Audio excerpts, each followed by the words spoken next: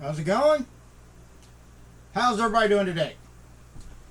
Today is Saturday. Of course, when you're watching this, it might not be Saturday, but for me right now, it's Saturday. Still kind of early in the day. I want to say it's after 3 o'clock now. Time flies. Time does fly. But I want to come in and do this video real quick before I go out and try to get the garden area cleaned up a little bit. We're actually getting our asphalt done at the place I work tomorrow, so I actually had to run to the next town over, Troy, and move our work truck off the lot. And because I don't like it sitting off our lot with, you know, certain things in it, I decided to drive to storage, drop stuff off at storage. And I figured, well, while I got the truck empty, I might as well make use of it and, you know, clean up my garden area, which I've been wanting to do for a couple months now. And then tomorrow I can just go take it all to the compost facility. So that's what I'm doing in a little bit. Hopefully I'll get quite a bit of it done and then relax for the rest of the evening. Tomorrow I think I'm going to get up and try to at least mow the grass. And then tomorrow night I'm going to see George Thorogood at Hobart Arena in Troy, Ohio. I believe they still have tickets available, so if you're interested in blues and rock, get your ticket, go see George Thorogood. I believe they have the kind of somewhat local group Rusted Reserve opening up, so it should be an excellent show. It's great to be back at live concerts again. I know a lot of people, you know, don't like the fact of, you know, some venues or some artists requiring vaccine or a negative test to get into the show. But regardless of what people think, I don't think they're doing it out of spite. I don't think they're doing it because because they're being told to. They're doing it because, you know, for their own livelihood. You know, there's a lot of venues, especially smaller venues, especially some venues that have recently opened. In fact, there's one called I believe it's called the King of Clubs, I think it's in Columbus. I haven't actually been there yet, but like just about every show that they have booked since they opened up, like last year or at the beginning of this year, I think it was around the beginning of this year was when they actually had their first show. They've had some killer concerts there, so I'm looking forward to actually going there sometime. But they actually, I believe it's the guy that owned it, put a post on the other day explaining, you know, how things are right now in this day and age, and saying, you know, that they're not police officers, so they won't actually enforce people wearing masks, but they highly recommend it. They would actually prefer that you do, not only for safety, just, you know, I mean, bottom line is, whether they work or not, you know, it's something we got to do. If there's a chance it does, and it gets us through all this crap to where we don't have to even hear COVID anymore, I personally don't have a problem with it. But, you know, these venues and these artists are doing it because a lot of them are scared if they have to go another year, or if they get shut down again. Some of those venues, and like the guy at King Clubs was saying, is, you know, they just started out, and so far they've been really successful. But if they all of a sudden get in a lockdown situation where they can't bring in any revenue for a year, they might not be around anymore. I mean, that's back any business. There aren't too many businesses, especially that are just starting out, or that are just in general, even if they've been around for years, if they're a smaller business and they only bring in so much revenue annually on average, if all of a sudden that's cut off, you know, we've seen a lot of small businesses that aren't around anymore because of 2020, because they couldn't be open. You know, we're all in that predicament where we don't know exactly what to believe. We don't, you know, part of me thinks that, yeah, I mean, this stuff's bad. We need to do what we can so we can get past it. Other parts of me do think, you know, maybe some of it has been elevated a little bit And the thing is, we don't know. And for me, that not knowing is enough to prompt me to say, you know what, whatever we got to do to get through this crap so that I can just live life and enjoy it, do the things I want to do, fine, I'll do it. I personally I don't mind wearing a mask. I mean, I don't like it. I'm like with most people, I don't like to, but I don't have a problem with it. I always say, look for the silver lining. Look at it this way. You're wearing a mask, hey, nobody can tell who the hell you are. Give me a plus. Incognito. But that's just my opinion on things. Everybody has a different opinion. Like I said, I personally, I'm just glad to be able, to see concerts starting back up. I'm looking forward to George Thorogood. Tomorrow night, it's one person I've always wanted to go see, but I've never gotten around to seeing. So I'll be glad to go enjoy the show. Maybe have a beer or a margarita if they have margarita. It's been a while since I've been at Hobart Arena. I'm not sure exactly what drinks they serve. I have to keep it to a minimum though because I have to work early the next day. So, but looking forward to it. So like I said, if you as far as I know, they are not requiring. I haven't seen anything saying they're requiring anything to do with the vaccine or negative tests. So if that's a concern of yours, I mean, you might double check like on the Hobart Arena website first. Don't quote me on it.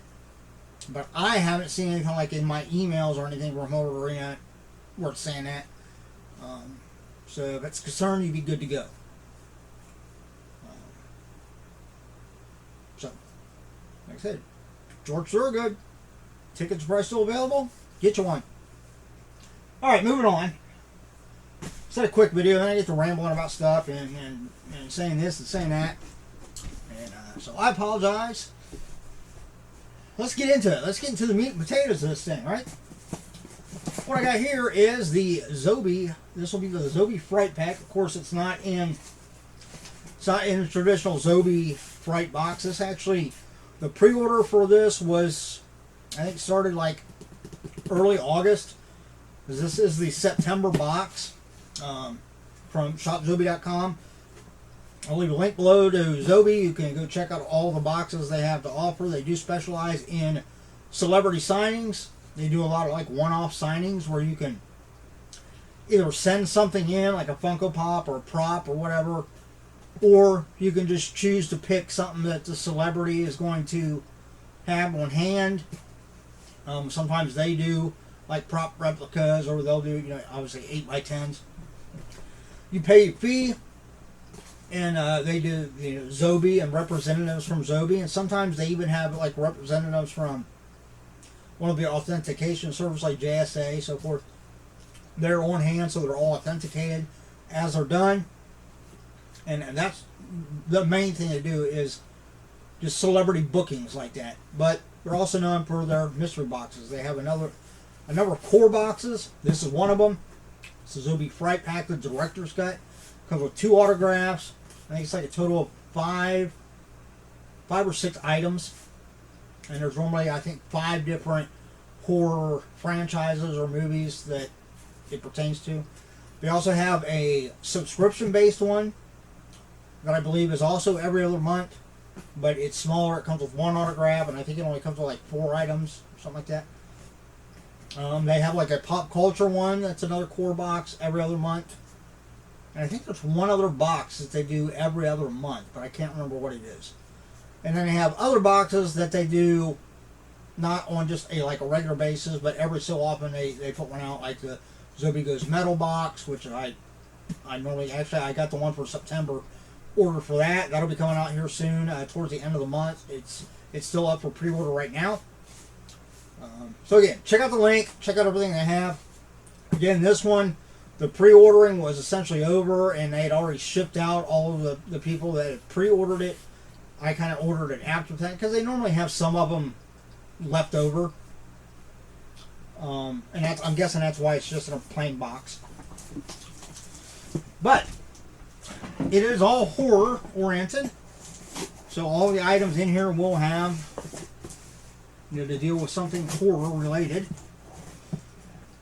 I don't remember all the franchises that were supposed to be represented. The tape started there. So I'll be just as surprised as you are. I am a big horror fan. I actually just watched Malignant, the new movie that just started in theaters last night. It's also streaming on HBO Max. I've got a 120-inch screen with an Anchor Nebula Cosmo projector. If you're looking for a good projector, my personal opinion, you can't go wrong with the Anchor products in general. But I looked at an RCA projector before I got this one. It was really cheap, and I thought, well, RCA is a good name, and they are. RCA does make good products, especially like camera components, stuff like that. But the more I read about and seen people commenting on it and stuff, I thought, if I'm going to take the time to measure out and install a projector and everything, I'm going to go higher end. So the projector I got, the Anchor Nebula Cosmos, they have two different versions of it, I believe. They have the regular one I got, which is just the 1080p. It's full 1080p. They also have a 4K, which is it's like the Cosmo Max. It's like a couple $1,000, I think. The one I paid was, I think I paid around $800 or $900 for it. Worth every penny. But yeah, I watched Malignant last night on the big screen, and amazing movie, absolutely amazing movie. I actually did just a real quick review on my Facebook, commenting on what I thought as far as the acting and the special effects and the storyline, all this stuff. And overall, I gave it, I think, a 9 out of 10. It was a really good movie. So, got HBO Max, check it out. Or get your movie ticket, go see it at the theater. Tissue paper, which I will keep. All right, let's go. We got a t-shirt. Pull the t-shirt out first. I really need to work on getting my other closet sorted out so I can have room for t-shirts, because a lot of t-shirts. We got the Bodega Bay. Bodega Bay. Why is that so? That sounds very familiar. Bodega Bay. I think, is that from, I'm thinking that might be from Piranha, the original Piranha movie. Of course, I think the remake featured like the same place. Maybe it didn't. I'd have to watch it again. That's pretty cool. It's kind of like a sign. It says, "Welcome to the beautiful Bodega Bay, Sonoma County, known for our world, what does that say?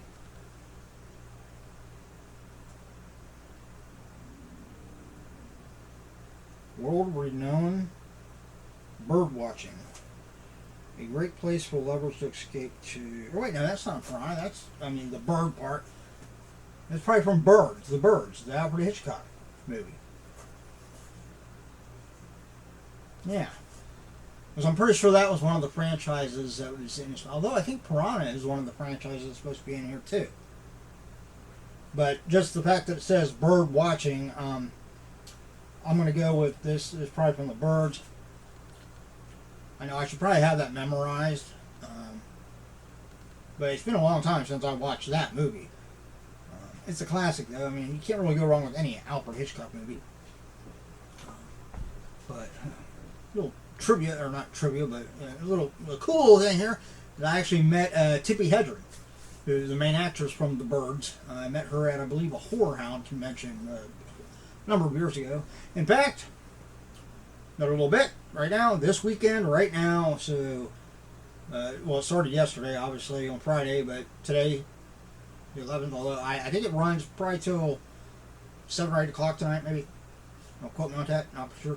But then also tomorrow, the actual Horror Hound convention is going on. I want to say it's in Cincinnati this weekend. Wish I could have gone, but hey, other things to do. Hopefully next time, hopefully, especially when all this stuff and we get even more back to normal. I'll be looking to go to a lot more of these things. Next. Okay, here's yeah, this is the enamel pin. Obviously that is Piranha. Without question. A Piranha. Another little bit of my life trivia is my brother, Mark, lives in Seattle. At one time, he actually had two red-bellied piranhas. I remember as a very young boy. I think like 3 years behind him in age, three or four, somewhere in there. I can remember real little where he would actually come over, and I mean they were. I believe they were already dead, but he would take mice, and that's what he fed the piranha. Yeah, it was a little gruesome. Oh no, it was a little gruesome. I mean, technically, I mean, it's not like, of course, there's only two of them. If you had a school of like 1,000 of them, it'd probably be a lot different. But with just two of them, it wasn't like you saw in the movies where they devoured the thing in a minute. But it was kind of a little gruesome. But yeah, I actually have a. Well, you can't see it because it's over here in the foyer, the stairway. I actually have the fish tank that at one time he used to have his piranhas in. Actually, one of the corners of it, the seal, doesn't completely. It drips a little bit. Rather than trying to reseal it and recoat it and everything like that, I've just been using it as like a dry aquarium. Don't have anything in there right now, but eventually I'd like to get maybe like a scorpion or a tarantula or something. Something creepy. Alright, so that's two of the things, the birds, piranha. Next, we've got, looks like an art print, Halloween Kills Halloween. Signed, it's signed, you can just barely make it out there. Signed by the artist. It's kind of cool.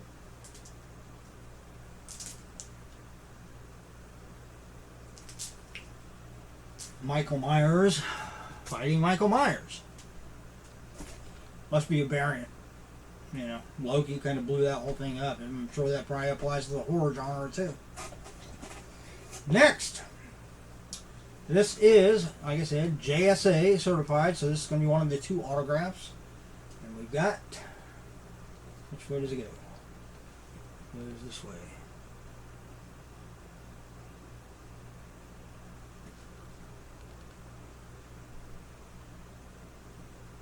Philip, I think it says Philip Friedman, The Old Woman. Not sure what that's from. But good signature though, nice crisp. I like the silver on the real dark black. It's a cool picture. Basically just that character. I'm guessing it's going to be from like maybe one of the Conjuring movies or The Nun or something like that. It just has that kind of vibe about it. The fact that I don't right away recognize it,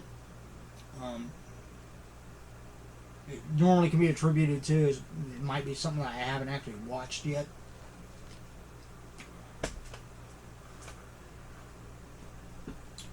Yeah, I'm getting to the point now where like some of the autographs I get, I'm just going to have to kind of keep them like this and just maybe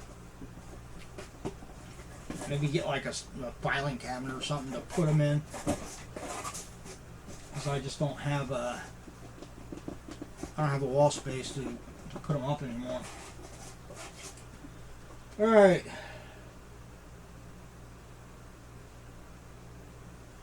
And here's like, it's been a while since we got one of these little cards, but this is obviously a take on the Piranha movie poster, and there it's signed in Sharpie by JR. I think that's how you pronounce his name, JR or JR. Jayare. Galagos, who is the kind of the president, founder, CEO, etc. of Zobie. So that's kind of cool. It's kind of cool. I mean, it's cool that he just, because I mean, this is an actual signature. So you can imagine they probably put 1,000 of these boxes out, and for him to take the time to sit there and just sign all of these, to me that says something. Alright, so the last thing in the box should be the other autograph. Again, it is JSA certified. I don't know which way is which. Oh, hey, I did it right that time. And we have, this is actually a movie I haven't seen. I don't think I've seen it. I've heard of it, but I don't think I've actually seen it. It's kind of cool. I mean, it's an actual reproduction of the movie poster. I'm not sure whether, I'm assuming the signature is either from the boy here. Obviously he's probably much older now. I'm assuming this is probably like a 1980s movie, 90s, or it might be the signature of the actual Ice Cream Man. This is kind of cool though. I like how it's got a lot of room to where, if some of these other people were doing signings like at convention, you could actually take this, or I could actually take this and have the other people sign the same one, and then just get it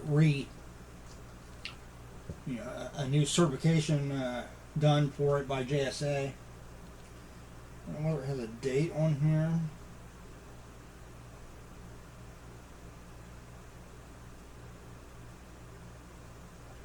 No, I don't see, unless it's in a really, really small print. But yeah, it's kind of cool.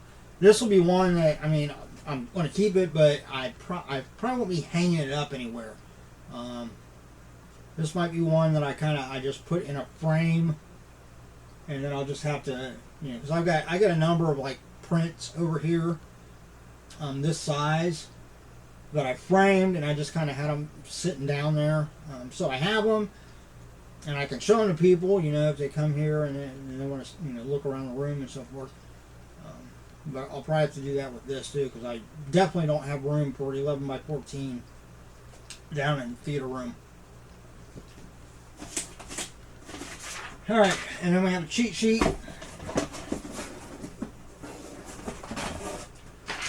So, upside down. Cheat sheet for Zobie Fright. We've got your graphic tee features a Zobie exclusive design inspired by the Birds from 1963. Doesn't say who the designer. A lot of times like Corey Kaufman, or there was another guy they used quite a bit to do T-shirt designs and their pins. Okay, yeah.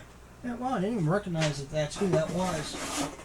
I think I have seen that Ice Cream Man movie now that I see who the actual actor is. They have another, they had another version of the movie poster there, where you can actually tell that that's Clint Howard. And this other one, the one I got, I couldn't really tell that that's who it was.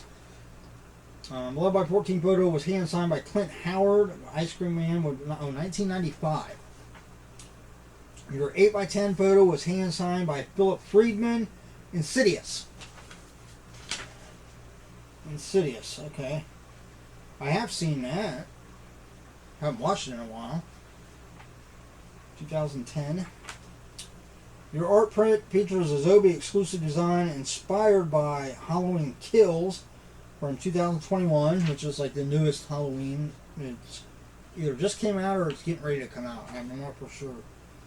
And the artist was David Hartman. And then we had